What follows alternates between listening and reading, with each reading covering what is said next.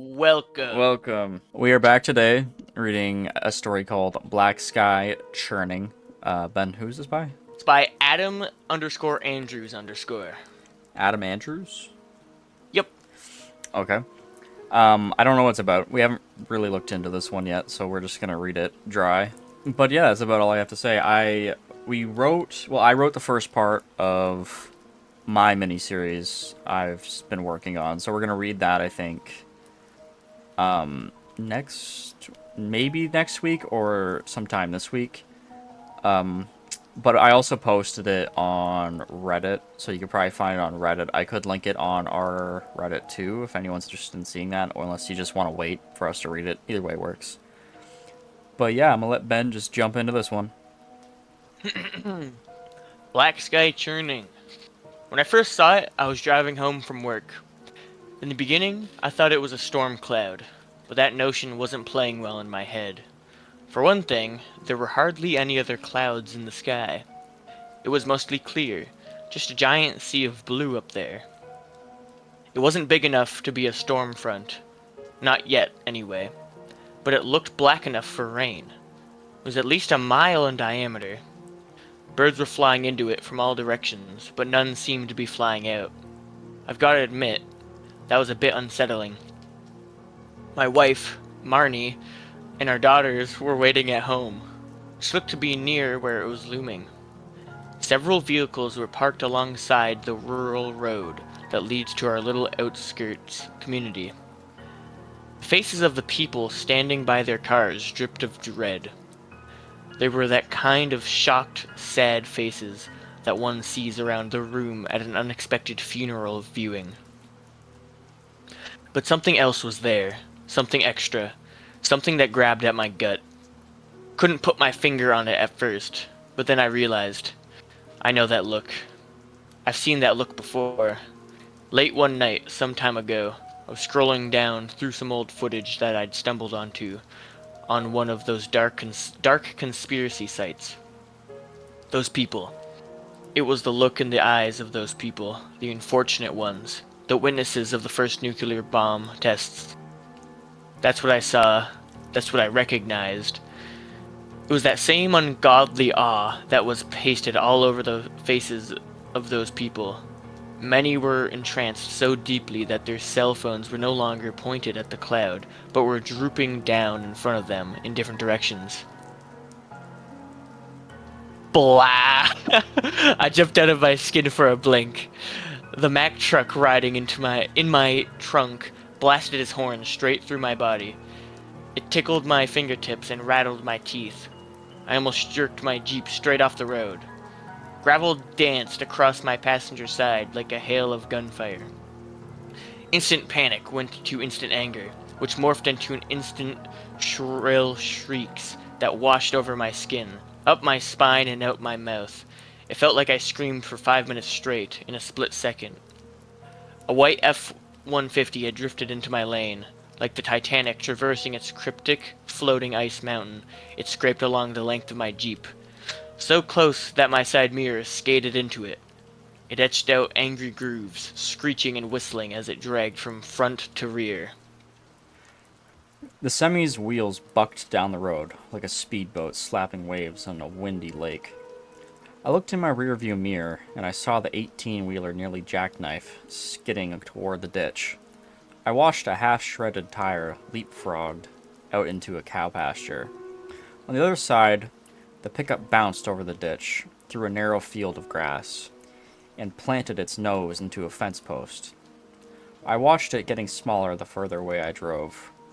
Radiator steam made it look like the truck was smoking a cigarette. I chuckled out loud, but not for long. My attention was quickly recaptured by the onlookers lining the sides of the road. It was becoming apparent that the mysterious black cloud wasn't just near our neighborhood. It was directly right over top of it. I thought of Marnie and the kids as I looked up at the sky. As I got closer, I had to lean forward, over the steering wheel, to get a good view. This cloud, or whatever it was, seemed to have a texture to it, a sort of grain. It swirled in a clockwise motion. Not like a tornado, but more like a herd of spooked horses racing around a track.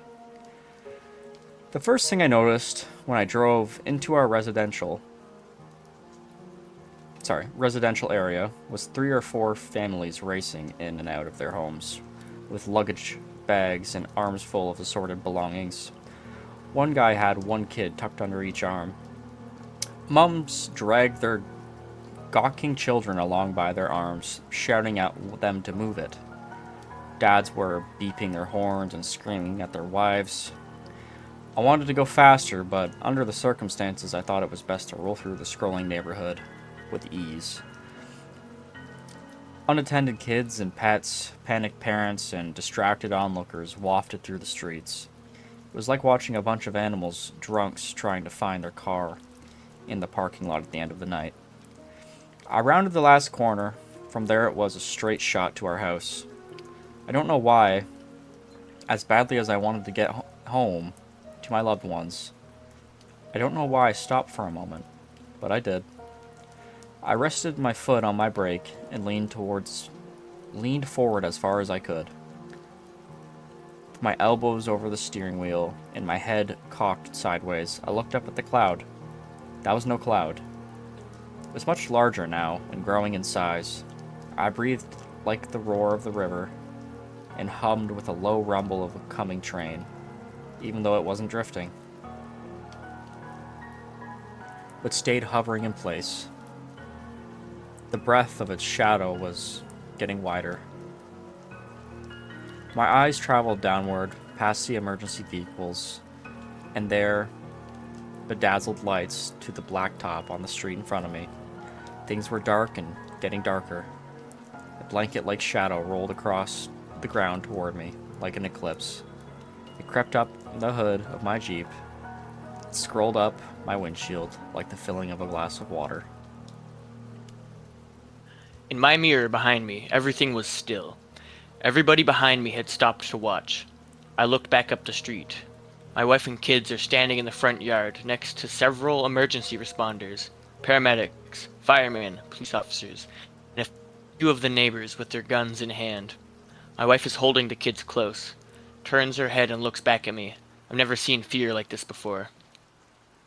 I snap to and drive to them.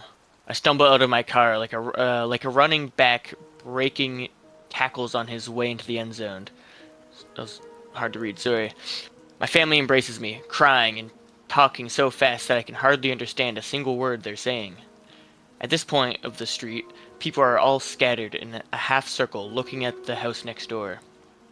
There's police tape out and hazard cones. There's a strange, gritty, sort of moist dust in the air that leaves a lingering film in my mouth. It's dark, like dusk. Streetlights have popped on and are getting brighter as they warm up. The blackness above swirls like a whirlpool of black rocks, like a sinkhole in a tar pit. It's so loud that we have to shout to talk over it. Feels like I'm lying under a moving carousel in a thunderstorm. Its low rumble churns in my gut and messes with my equilibrium. A constant breeze tugs at our clothes and tickles our faces with the flipping of our hair. It's dirty, gritty, and foul, like standing in front of the wind tunnel at the end of a chicken breeder barn. I'm dizzy. We all are. I embrace my family. We steady ourselves together. Flashes of lightning crack and pop inside the chop of the cloud. Thunder claps. It booms and ends in a fizzled-out, screeching cry. Every light in the neighborhood browns out for a second. A rapid sound fills the air, like 100 flags whipping in the wind. Black things fall by the dozens, pelting the ground and kicking up dust. A horrible smell. The odor of burnt hair wafts, flooding in amongst us.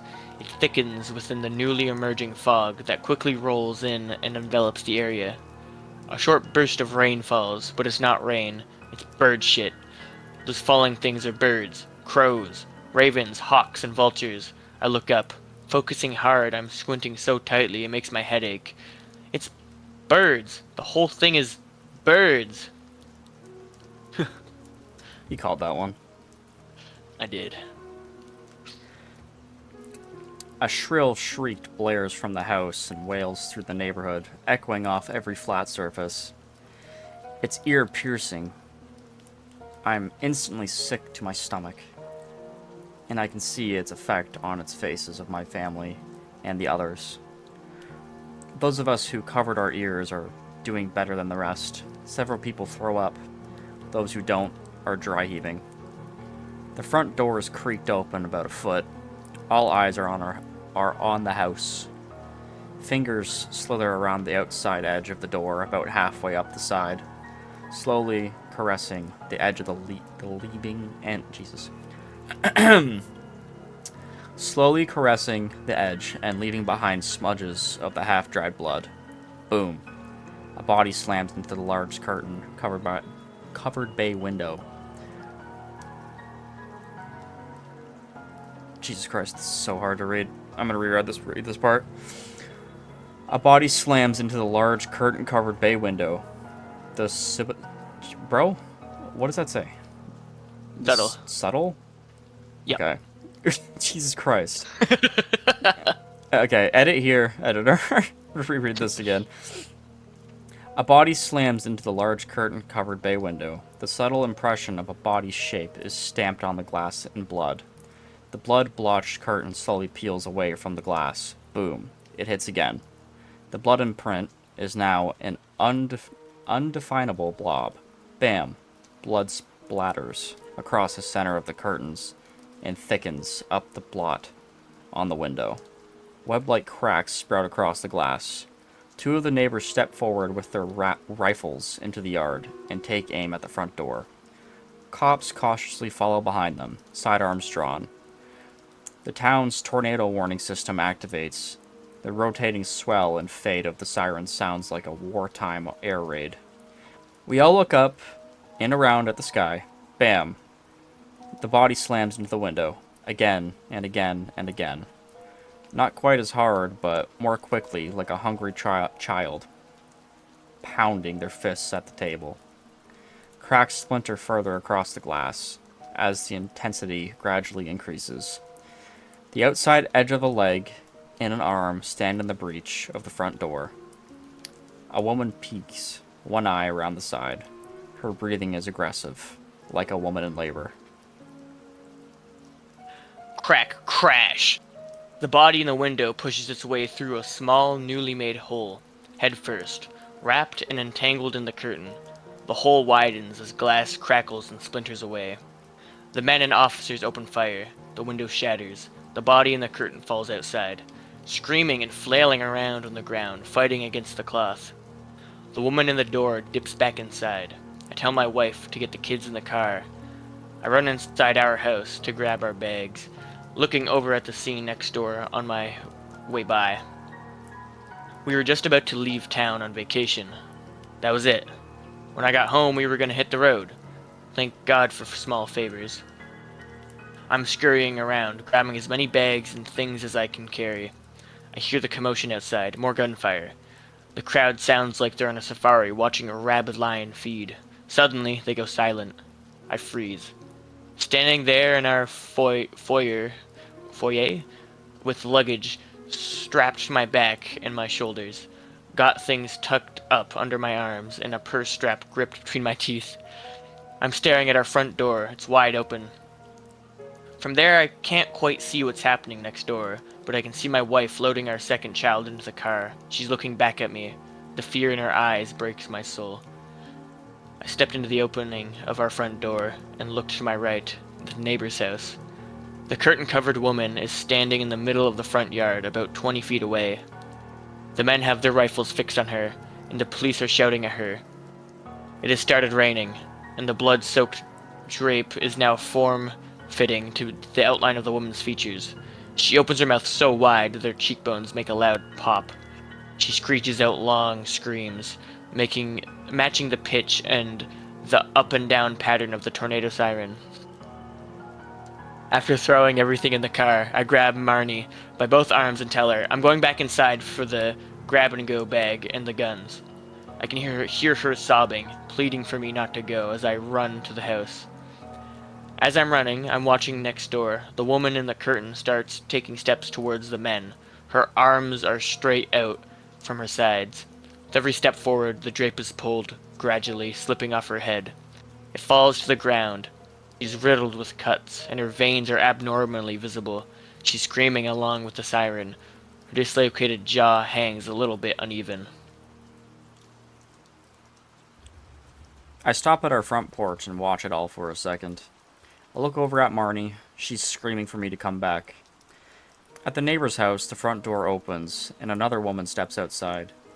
She's holding a baby. They're both covered in blood. The broken birds scatter around in the glass, twitch and flop and start to get up, hobbling around on busted legs and broken wings. I run inside our house. My mind is racing a million miles a second, shuffling through the kitchen drawers for the gun. Safe key. Help me, God, help me. God, oh God, oh God, oh God. It's like an eternity in there, digging through crap. My hands are shaking and I'm practically hyperventilating. Like a slap in the back of the head, I suddenly know the answer.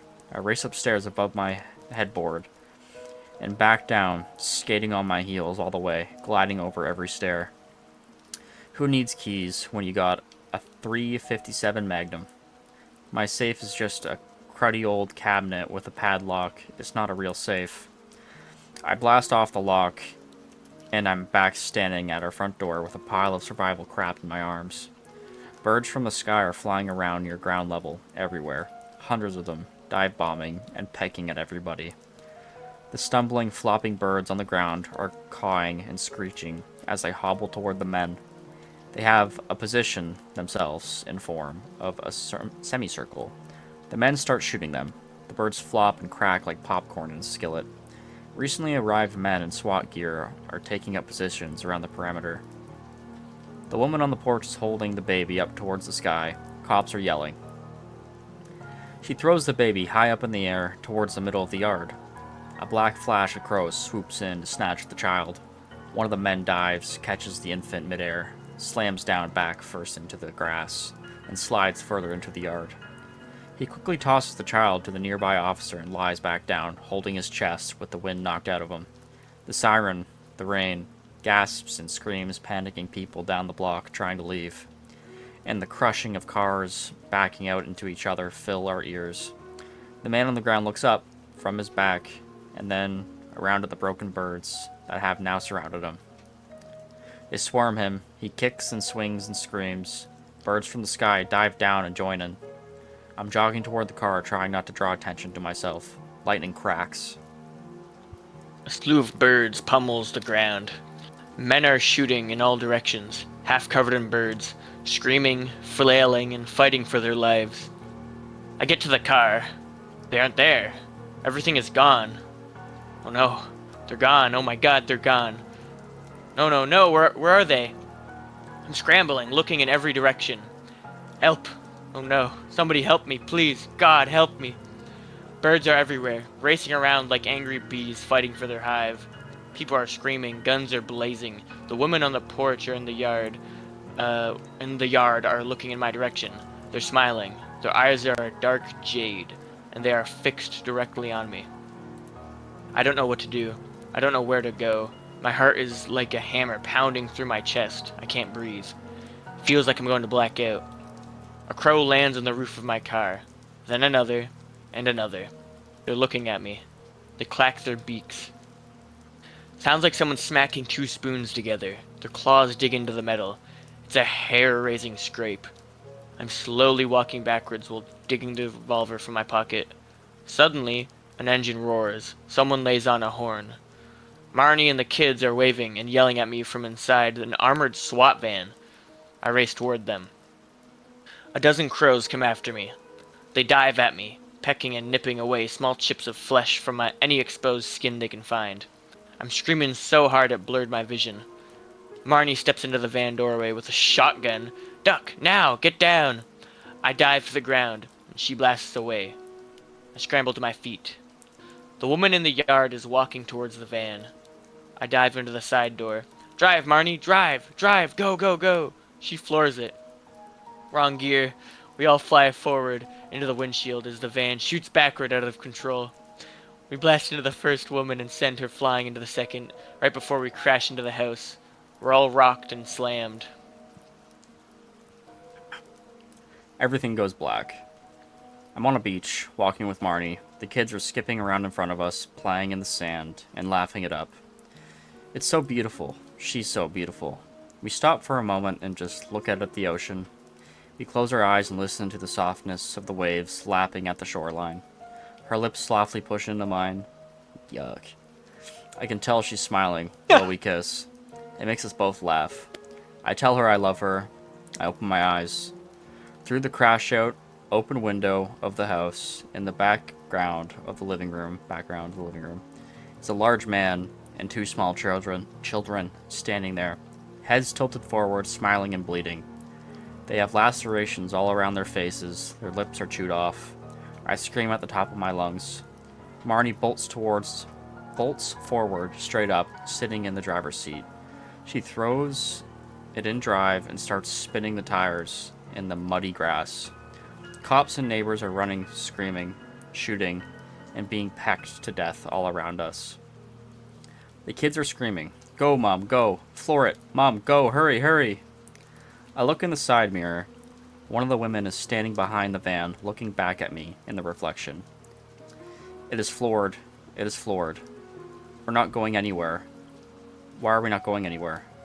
I place my hand on hers. She looks at me. I say, "Easy. Go easy. You're spinning the tires. Put it in reverse for a second. There's nowhere to go. We'll bump into the house, then switch into drive." My eyes wander past her in the mirror on her side. I see the other woman walking up the length of the van, scraping her fingers along the side as she goes. I continue. Look at me. When we roll forward, don't give it any gas. Just let the idle pull us forward for a second. Once we're rolling, then give it some gas. The woman is at her window, staring at the side of Marnie's face. The other woman is almost at my window. Marnie's hands are white-knuckled, knuckling the wheel. Marnie. Oh, sorry, that's you. Alright, you take over. Marnie. Yes? Don't look. Okay. Just drive. Okay. The door latches are clicking, frantically clicking up and down, but they're locked. Thank God they're locked. We roll back 3 inches. She throws it in drive. We roll forward, over the hump of the rut, and on out into the yard. As we slowly roll through the muddy grass, in the mirrors we see the women, still watching us. Behind them, the man and the 2 children from inside walk out into the yard. A crow lands on the face of one of the women. It cocks its head from side to side and then caws at the sky. It pushes its head into her mouth. She just stands there, blinking. She raises her arms out to her sides and tips her head back. The crow crawls into her mouth and down her throat. She gags and chokes. 2 more crows land on her stomach. They burrow their beaks into her belly button and crawl inside. Several more follow. Cop slams into the hood. "Help me!" 2 crows are burrowing into his belly. His body buckles as they go inside. He stumbles backwards, throwing up, and digging at his stomach with his fingers, trying to get them out. A crow flies headfirst into his open mouth. It's happening all around us. We roll through the yard and out into the street. The woman behind us is contorting. Her arms are getting longer. Her fingers and nails grow to twice their normal length. Her legs buckle as she tries to follow us. Her head thrashes back and forth like someone holding their breath, about to run out of air. Her shoulders roll forward as her head back hunches, cracks and pops like someone pushing a brick into a head of lettuce. The beginnings of wings tear their way through her skin. Her face is pushed forward into a slightly elongated shape. As we pull away, we can see more of them. The same thing is happening to all of them. They're crashing down the road. Bruh, hang on. Just gonna reread that. As we pull away, we can see more of them. The same thing is happening to all of them. They're crashing down the road behind us, taking flight into the black sky. From the back, the kids are shouting, "What are we gonna do? What are we gonna do? What are we gonna do?" Or where are we gonna go? Sorry. I look at Marnie and say, "If the devil is real, then God is real. What if he's not, Dad? Then we'd be all alone. It's quiet for a moment, just the hum of the engine and the gentle rocking of the van as we glide down backcountry highway, putting distance between us from the creatures in my mirror and the churning. They're smaller now, further away. I see them flying around in the black sky and the soft haze of the moonlight that's trying to peek through. Marnie looks at me, whispers, Jack, motions with her head toward the back. The girls are drowsy, about to fall asleep. I look back at them and then at Marnie. Better hope God is real and start praying. That was an interesting one. It lost me in the end there. That's fair. It was It cool. was. Like his descriptions were really good. But like Uh, I was gonna they say. would say they're almost too much sometimes. Hmm. Like it was like dragging on a little bit. Like I feel like if you left more to your reader, like your audience, for them to imagine, and makes it a little better. So I feel like when you just throw it out onto the table, like all of it like that, it kind of just like makes it a little too much, and then it's kind of like almost to the point where it's hard to imagine. Okay. Especially with the crows, like you lost. I just got lost there with the crows. It was like the birds. Like when you brought the birds into play, I was like, okay, that's kind of cool. But then we went to the crows taking over these people and going in their mouths. Crows are huge, by the way. So Yeah. like, how are these crows flying into these people's mouths? Like they're massive. Um, there was like that, and they're like ripping these people apart, and I was like, okay, whatever. Like they're like eating them, but then you have them like possessing them, and then you have them turning into crows, and then you bring up God and the devil all of a sudden at the end, which is not mentioned at all anywhere else through the story. It kind of just you kind of lost me there. Like I maybe you're trying to do some symbolism there with like the crows are demons and these people aren't believers in God, so they're like being taken over by these demons. Which you can do that in some circumstances, but you need more build up to it. And if that's what you were implying there, it kind of just like it didn't have that oomph. It just made it feel weird. It was like, Fair. why are they turning into crow people? Like it's just weird. I was like, I honestly would have been way scarier if you just had the crows literally eating people, like, and they were just like these These birds are monsters. just These picking them birds are apart. just like, yeah, picking them apart. Like that made it more scarier. As soon as you put that element of, oh, they're becoming crows, I was like, what the fuck? Like it just made it weird. I I can sort of agree with that because at the start I thought it was just some sort of hive mind Yeah, that took over the birds. I was like, okay, that's kind of cool. And then I was like, okay, it's the birds. They're like they're like infecting people, but yeah, I don't. If it is if they're just demons, like then it's like I don't know. It's I can sort of agree with what you're saying there. It's it did I guess it would kind of lose me there because yeah, I was a bit all over the place with what I was thinking what was going on. yeah. I kind of went all over the place there. Like, I kind of lost. Like, it just like kind of lost me. I think, like Ben said, I think like almost making it feel like it was more of like a hive mind, and they're like infecting people with like their bites and shit, and like if you almost putting them in like a state of like they want to feed them to the crows now once they're like bit. Yeah, That was way like the cooler. the Like I thought lady, that was she, cool. she she wanted to sacrifice her baby to the birds, and like that was like, okay, that's pretty metal. Like that's fucking they did something to her. I can get behind it. Yeah, that was cool. But like now that I'm thinking back on that, I'm wondering if that was like a religious reference. Um, Oh, you know what I mean? to what? Like God making sacrifices, sacrificing your children or whatever the fuck. I can't remember the exact Okay, thing with it. Um, but like I don't know. instead, this woman's sacrificing her kid to these demons in a sense. Okay, Maybe that's not what that meant. Maybe it is. I don't know. Um, I just I just felt if you were adding that like religious element to it, especially because you added it at the end, it just made it feel really kind of out of place. Because like where was it? very end. Um, um, yeah, like you had like if the devil's real, then God is real. Like kind of just like threw that in. Like that came out of nowhere. Like that was just so weird. So that like it almost felt like you're implying that these crows are demons and they're infecting these people to become like demons. Hmm. which just felt weird because it like almost like contradicted what was going on at the start, where it felt like a hive mind and these monsters, these crows were like infected with some sort of like a disease or something, right? Yeah. Didn't he bring up something about a nuclear plant or something at the start? Uh, I don't think so.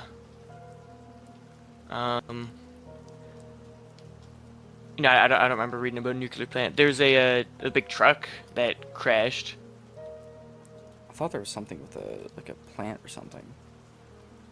That'd be cool if it was like a bunch of nuclear birds.